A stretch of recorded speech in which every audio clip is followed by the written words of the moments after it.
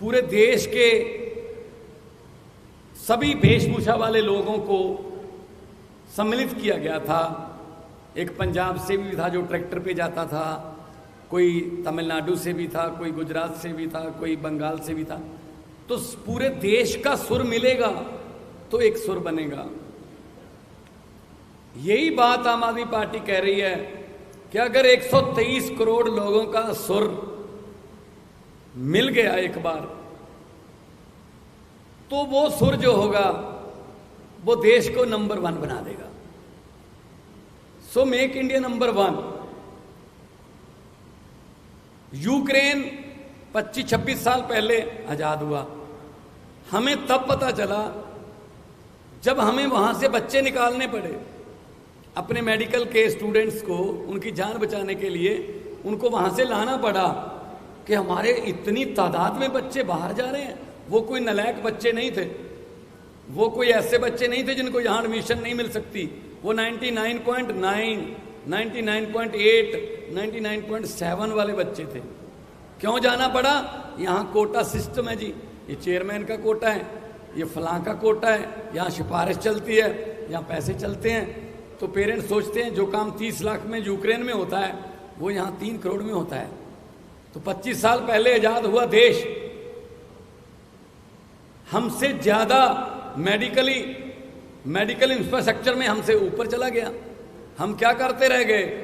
हम तो नारे लगाते रह गए, हम एक दूसरे को कोसते रह गए, एक दूसरे की निंदा करते रह गए। तो देश तभी बढ़ेगा जब सब ऊपर होंगे।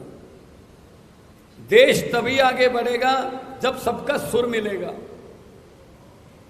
ये पोलराइजेशन, ये नफरत की राजनीति देश को आगे नहीं लेके जा सकती। पंजाब अनाज में देश को आत्मनिर्भर करने वाला स्टेट है। पंजाब के नौजवान आज भी चाइना पाकिस्तान बॉर्डर पर सीना ताने खड़े हैं। पंजाब माना गया है न्यू आइडियाज के लिए, नए इनकलाब्स के लिए। दिल्ली में इन्होंने जो शिक्षा की क्रांति लाई अरविंद केजरीवाल जी ने, स्वास्थ्य में क्रांति लाई, मोहल्ला क्लिनिक, हमने 100 मोहल्ला क्लिनिक, अभी 6 महीने हुए नहीं है हमारी सरकार को बने हुए पंजाब में, 100 मोहल्ला क्लिनिक खुल गए। जून जुलाई से बिजली के बिल जो है 0 आने लगे। सेना में जो जवान फर्ज निभाते हुए अपनी जान कुर्बान करता है, 1 करोड़ रुपया उसको मिलता है। विधायकों को 1 बार की पेंशन ही मिलेगी। 1 बार विधायक बने तो बार-बार 5 बार विधायक बने तो बार-बार पेंशन नहीं मिलेगी, 1 बार मिलेगी। अभी हम आने वाले दिनों में ई गवर्नेंस ला रहे हैं। गिरदावरी रजिस्ट्री फर्द आपके लैपटॉप में,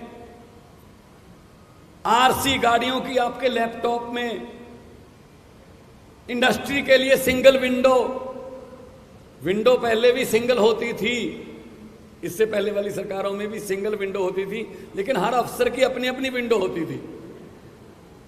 इससे पहले जो भी इंडस्ट्री वाले आते थे वो पंजाब से एमओयू करने नहीं आते थे, वो एक परिवार से एमओयू करने आते थे। अब जब वो इंडस्ट्री वाले आते हैं तो पंजाब के साथ हस्ताक्षर करने आते हैं। पंजाब में बड़ी बड़ी कंपनियां आ रही हैं, नौजवान युवाओं को रोजगार मिलेगा। वही नौजवान जो आइलेट्स करके या कोई और तरीके से विदेश जा रहा है, ब्रेन ड्रेन हो रहा है, वो देश में रहेंगे। आपको एक हैरानीजनक बात बता देता हूं जो मुझे पिछले दिनों इन्वेस्ट पंजाब के एक सम्मेलन के दौरान पता चली। जोमैटो, आजकल उसके बिना हम खाना नहीं खाते, अगर वो देके जाएंगे तो ही खाएंगे। जोमैटो का जो चलाने वाला, जिसने जोमैटो शुरू किया, आइडिया किया, वो फरीदकोट से है। ओला का जो मालिक है वो सानेवाल से है। फ्लिपकार्ट पंजाबी का है। हमारे पास आइडियाज बहुत हैं, लेकिन उन आइडियाज को इंप्लीमेंट करने के लिए प्लेटफॉर्म चाहिए, तो वो प्लेटफॉर्म आम आदमी पार्टी दे रही है। आम आदमी पार्टी ऐसे प्लेटफॉर्म भी दे रही है कि छोटे छोटे घरों के नौजवान लड़के लड़कियों को एमएलए की और एमपी की टिकटें भी मिल रही हैं। तो आम आदमी पार्टी आज देश को नंबर 1 बनाने के लिए जो भी बनता अवसर होगा, कोई ऐसी कमी नहीं छोड़ेगी आम आदमी पार्टी कि देश को नंबर 1 बनाने में कोई दिक्कत रह जाए। क्योंकि जैसा कि अरविंद केजरीवाल जी ने कहा है कि देश तभी आगे बढ़ सकता है जब सब आगे बढ़ेंगे। ऐसे बातें करने से या कोई भाषण देने से या जुमले सुनाने से देश आगे नहीं बढ़ेगा। देश इसलिए आगे बढ़ेगा कि जब आप सब लोग साथ दोगे और भारत में कोई कमी नहीं छोड़ी। जैसा कि अरविंद जी ने कहा, भगवान ने सब कुछ दिया है, बस सच्ची नीयत वाले लोग जो देश को चलाएं उनकी थोड़ी कमी है। अगर सच्ची नीयत वाली सरकार आ जाए तो सब कुछ हो सकता है। आम आदमी पार्टी के 6 महीने नहीं हुए पंजाब में बने हुए, अभी 6 महीने नहीं हुए। सच्ची नीयत है कि हमने 8736 अध्यापकों को पक्के कर दिया, जो पिछले कई सालों से अकाली दल और कांग्रेस की सरकारों से लाठियां खा रहे थे, पगड़ियां उतर रही थी, वाटर कैनन चल रहे थे। सच्ची नीयत है तो सब कुछ हो सकता है। तो मैं आप सबका इस बात के लिए आभारी हूं। आप बहुत ही शॉर्ट नोटिस पर हमारे पास पहुंचे हैं और आपका कोई सवाल हो तो उसके जवाब देने के लिए हम लोग यहां पे उपस्थित हैं।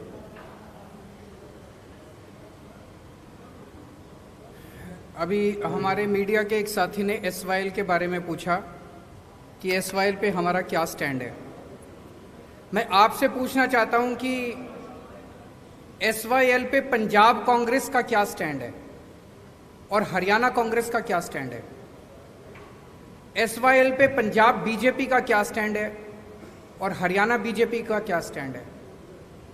पंजाब में जाते हैं ये लोग तो कहते हैं एसवाईएल बनने नहीं देंगे, हरियाणा में आते हैं ये लोग तो कहते हैं एसवाईएल लेके रहेंगे। इसी गंदी राजनीति ने पिछले 70 साल में भारत को, इंडिया को नंबर 1 नहीं बनने दिया। केवल और केवल गंदी राजनीति करते हैं। एसवाईएल बड़ा इंपॉर्टेंट मुद्दा है, पानी बड़ा इंपॉर्टेंट मुद्दा है। दोनों राज्यों में पानी की कमी है, हमें यह बात माननी पड़ेगी। पंजाब में पानी का स्तर बहुत नीचे जा रहा है, पानी की कमी है, लोग प्यासे हैं। हरियाणा में पानी का स्तर बहुत नीचे जा रहा है, हरियाणा के अंदर पानी की कमी है, हरियाणा में लोग प्यासे हैं। पंजाब को भी पानी चाहिए, हरियाणा को भी पानी चाहिए। केंद्र सरकार की जिम्मेदारी है कि वो इंटरवीन करके हरियाणा के लिए भी पानी का इंतजाम करे और पंजाब के लिए भी पानी का इंतजाम करे। केंद्र सरकार का काम क्या है? केंद्र सरकार का काम ये नहीं है कि दोनों राज्यों को एक दूसरे से लड़ाए। अगर हम एक दूसरे से लड़ते रह गए तो भारत आगे कैसे बढ़ेगा? जैसा मैंने कहा कि हम मिशन पे निकले हैं, 130 करोड़ लोगों को जोड़ना है, हमें आपस में लड़ना नहीं है और ये संभव है। हरियाणा को भी पानी मिल सकता है, पंजाब को भी पानी मिल सकता है। केंद्र सरकार को जिम्मेदारी लेनी पड़ेगी। मैं प्रधानमंत्री जी से अपील करता हूं कि पंजाब के लिए भी पर्याप्त पानी का इंतजाम करें, हरियाणा के लिए भी पर्याप्त पानी का इंतजाम करें और अगर उनके पास समाधान नहीं है मेरे को बुला लें, मैं उनको समाधान बता दूंगा। लेकिन बैठ के इसका समाधान करना पड़ेगा। ये स्टैंड लेने से, पंजाब में जाओ तो एक स्टैंड ले लो, हरियाणा में जाओ दूसरा स्टैंड ले लो, ये स्टैंड की राजनीति ने पूरा गड़बड़ कर दिया। और कोई प्रश्न? समाधान बताएंगे जी, प्रधानमंत्री को समाधान निकालना चाहिए। अगर उनके पास समाधान नहीं है मुझे चाय पे बुला ले, मैं समाधान दूंगा उनको। प्रेस कॉन्फ्रेंस के अंदर समाधान नहीं निकलते इन जटिल समस्याओं के। आपको मीटिंग के लिए बुलाया गया है एसवाईएल के। पहला सवाल तो ये कि आप उस मीटिंग में जाओगे। दूसरा सवाल मेरा ये है कि पंजाब के कर्मचारियों को इस महीने की अभी तक तनख्वाह नहीं मिली। करीब 1 हफ्ता ऊपर जा चुका है जब उनको तनख्वाह उनकी मिल जाती है। आपका पहला सवाल है, अगर हरियाणा के मुख्यमंत्री और पंजाब के मुख्यमंत्री की कोई मीटिंग केंद्र सरकार की, जो कहते हैं कि केंद्र सरकार ने कहा है कि दोनों मीटिंग कर लें, हम मिलने को तैयार हैं, मुझे मिलने में कोई हर्ज नहीं है। लेकिन जैसा कि अरविंद जी ने कहा,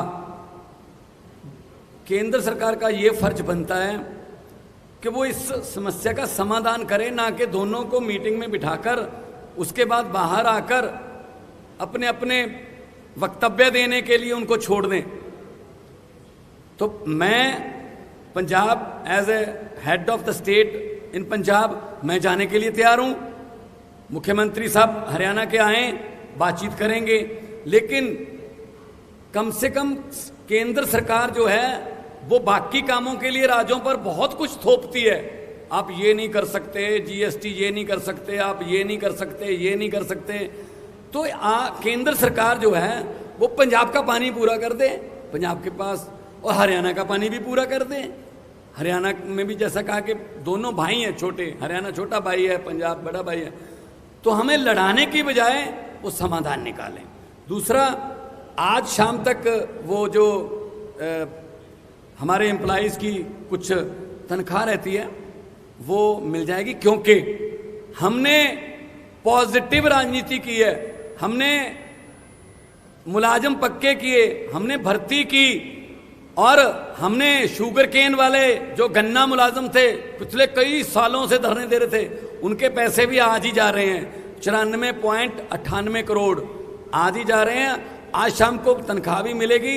हमने खजाने में जितने भी पैसे आते हैं हमने लोगों के लिए खोल रखे हैं। हम कर्जा भी नहीं लेते, लेकिन लोगों को हम कोई कमी भी नहीं छोड़ेंगे। और इस बार 23% जीएसटी की कलेक्शन बढ़ी है, और जितना टैक्स आएगा हम इंफ्रास्ट्रक्चर के रूप में, हम स्कूलों के रूप में, सस्ती बिजली के रूप में, हम सड़कों के रूप में, अच्छे स्कूलों के रूप में, मोहल्ला क्लिनिक के रूप में लोगों पर ही खर्च करेंगे।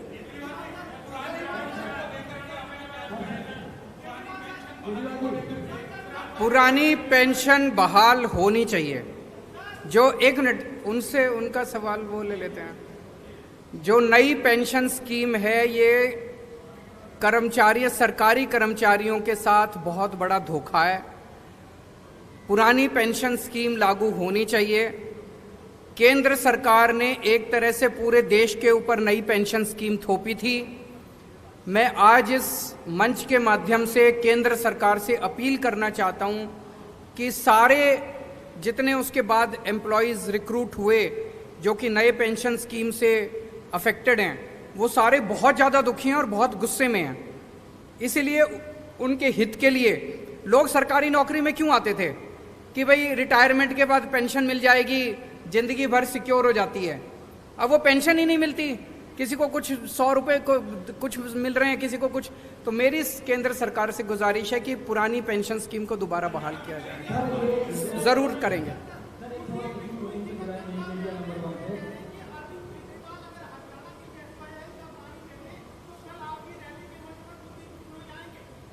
कुलदीप बिश्नोई की जरूरत ही नहीं हमको।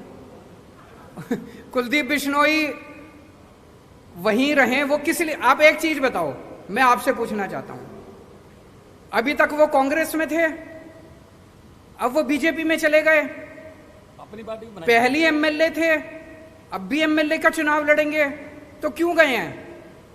उनके ऊपर इतने सारे केस थे, इतने सारे केस थे, तो वो अपने केस रफा दफा कराने के लिए गए हैं। तो वो जनता से वोट किस लिए मांग रहे हैं? अब वो इसलिए नहीं मांग रहे कि मैं तुम्हारा कुछ भला करूंगा, भला तो पहले कर देते, अभी भी कांग्रेस में ही थे, एमएलए ही थे। वो जनता से कह रहे हैं मेरे को वोट दो ताकि मैं अपने सारे केस रफा दफा करा लूं। तो कुलदीप बिश्नोई जहां हैं वहीं रहे, उनकी हमें जरूरत नहीं है।